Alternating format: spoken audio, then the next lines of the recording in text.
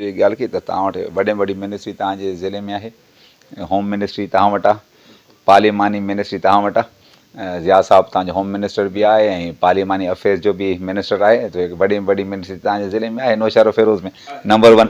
जंहिंसां मिनिस्ट्री सवालात त आहे ऐं बाक़ी रहियो तव्हांजा कम। तव्हांखे यादि हूंदो त मां ॿई बजट्स में पंहिंजी पूरी तक़रीर में बजट में पूरो तव्हांजो NICVD जी डिमांड रखी ऐं मां हेसिताणी बिलावल साहब खे उहो वादो बि यादि ॾियारियो जेको बिलावल साहब हिते आया हुआ जॾहिं कैंपेन में नौशहर फिरोज़ में।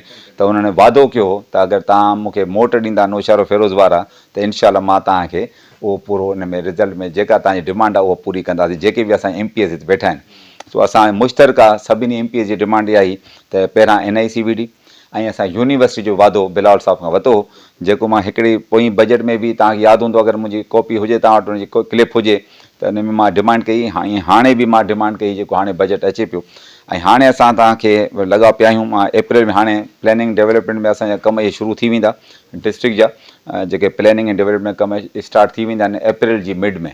सो मां लॻो पियो आहियां त असां NICVD लाइ वरी जुस्तजो लॻा पिया आहियूं। CM साहब बि असां ॻाल्हायो आहे।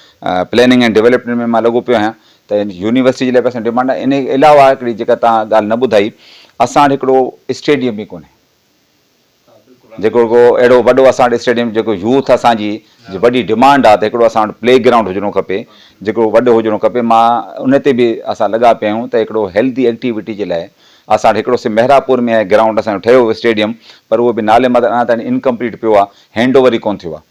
पर डिस्ट्रिक्ट नौशहर फिरोज़ में हिकिड़ो असांखे प्ले ग्राउंड हिकिड़ो वॾो पैमाने ते स्टेट ऑफ द आर्ट खपे जंहिंमें असांजी यूथ जेका असांजी नौशहर फिरोज़ जी आहे उहा हेल्दी एक्टिविटी करे सघे। त टे शयूं असांजी तमामु हिकिड़ी ज़रूरी आहिनि जेके असांखे कोन्हनि, जेके असां ॻाल्हियूं कनि पिया था ऐं हाणे बि खणंदासीं इनशाला।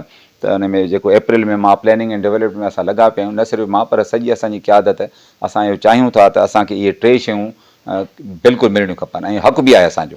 असां जेका मोट ॾिनी आहे तव्हां पाण ॾिठी हूंदी त पीपल्स पार्टी खे असां उहा पूरी मोट मिली आहे ऐं उन आधार ते असांखे उहे शयूं मिलणियूं खपनि जेको बेसिक असांजो राइट बि आहे। NICVD बिल्कुलु असांखे मिलणो खपे ऐं वादो आहे चेयरमैन साहब जो।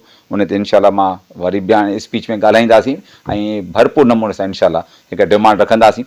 ॿिए नंबर ते मुंहिंजो ॿियो टारगेट आहे असांजो यूनिवर्सिटी ऐं टे टारगेट मुंहिंजो हूंदो स्पीच में इनशाला हिकिड़ो स्टेडियम या हिकिड़ो सुठो state of the out ground हुजे जेको यूथ जे लाइ असां कुझु हुनखे डिलीवर करे सघूं।